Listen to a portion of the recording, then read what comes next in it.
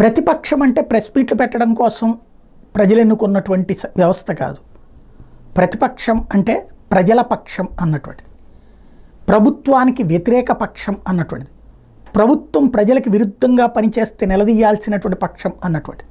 ఒకసారి తెలంగాణను చూడండి, అసెంబ్లీ ఎంత చక్కగా జరుగుతోంది, ప్రతిపక్షం మాట్లాడుతోంది, మాట్లాడనిస్తున్నారు, అలాగే నిలదీస్తున్నారు, ప్రభుత్వం సమాధానం ప్రతి చోట చెప్పాల్సి వస్తుంది. అలాంటి పరిస్థితి ఇక్కడ తేవాలి కదా. 11 మంది ఎమ్మెల్యేలు ఉన్నారు, ఒక్కొక్కరికి ఒక్కొక్క శాఖ అప్పచెప్పండి, 2 శాఖలు అప్పచెప్పండి, ఆ 2 శాఖల మీద వాళ్ళు కసరత్తు చేయాలని చెప్పండి, వాళ్ళకి కావాల్సిన ఫీడ్బ్యాక్ ఇచ్చి ఒక టీమును తయారు చేయండి. తద్వారా వాళ్ళే ప్రశ్నోత్తరాలు అడగడమైనా లేదా సదరు మంత్రులు మాట్లాడుతున్నప్పుడైనా వీళ్ళు లేచి సమాధానం చెప్పాలా. ఫైనల్ అల్టిమేట్గా జగన్మోహన్ రెడ్డి ఉండాలి. ఒకప్పుడు రాజశేఖర రెడ్డి చేసింది అదే.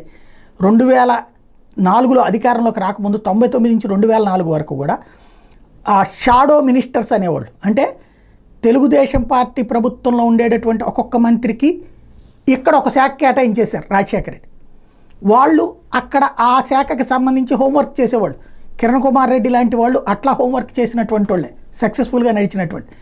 అట్లాగా ఒక సిస్టమేటిక్గా పార్టీని తీసుకొచ్చాడు. దాని ఇంపాక్ట్ రాజశేఖర రెడ్డి 2004లో విజయం సాధించారు. ఇప్పుడు ఇక్కడ సబ్జెక్ట్ ఉన్నటువంటి వాళ్ళే ఉన్నారు ఎమ్మెల్యేలుగా, వాళ్ళని వాడాలా, వినియోగించాలా, ప్లాన్ చేయాలి. తెలంగాణ అసెంబ్లీలో ఎలాగుందో అలా మాట్లాడగలిగితే, నిలదీయగలిగితే పార్టీకి లైఫ్ ఉంటుంది.